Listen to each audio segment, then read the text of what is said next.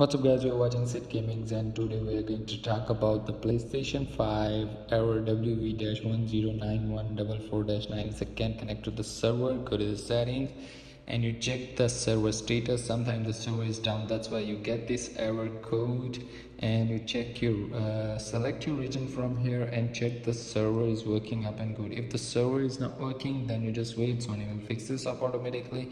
If the server is working up and good, then you have a problem with your local network. You just reset your router, or you use a LAN cable from router to your PlayStation 5 and connect it, and if not, then you just forget the old one, set a frequency and connect again with your Wi-Fi network and change the DNS servers, the primary server and the DNS server, primary DNS, secondary DNS, and after that you just connect it again, then it will be fixed.